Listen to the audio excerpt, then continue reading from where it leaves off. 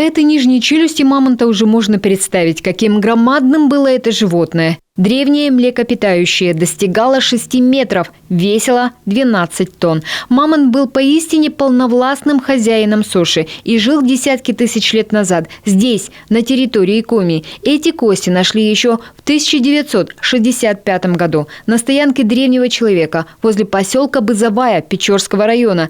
Здесь на выставке и бивни, и зубы, и тазовая берцовая кости. Такая коллекция древних животных, которая всегда притягивает внимание к себе, это животных мамонтовой фауны, так скажем, которая насчитывалась около 50 видов. И нужно сказать, что главенствующими здесь были мамонты, носороги, пещерные медведи, которые мы все знаем, но которых никто не видел. И иногда создается впечатление, что они где-то жили, вне нашей территории, вне нашего края. Оказывается, они очень хорошо чувствовали себя и на нашей земле. То есть этому свидетельствуют именно находки многочисленных костей этих животных. Все эти находки когда-то принесли сюда и простые жители, и ученые. Много костей было найдено в Медвежьей пещере. Это стоянка древнего человека на Среднем Урале. Но начало этой коллекции заложил еще в 1911 году известный краевед и первый заведующий областного архива Андрей Цембер. Тогда он около Усть-Сысольска в реке Дырнос нашел лопатку мамонта. С тех пор фонд музея регулярно пополняется. Кроме костей мамонта есть и нижняя челюсть шерстистого носорога, череп и клыки пещерного медведя. Судя по этим экспонатам, последний был намного больше нашего бурого мишки.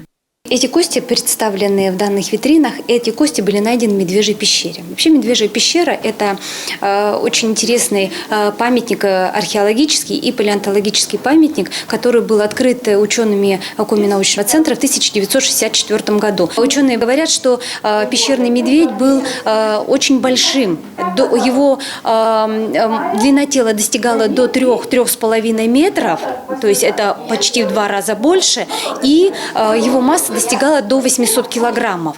Когда создавалась выставка, сотрудникам музея приходилось консультироваться с палеонтологами КНЦ.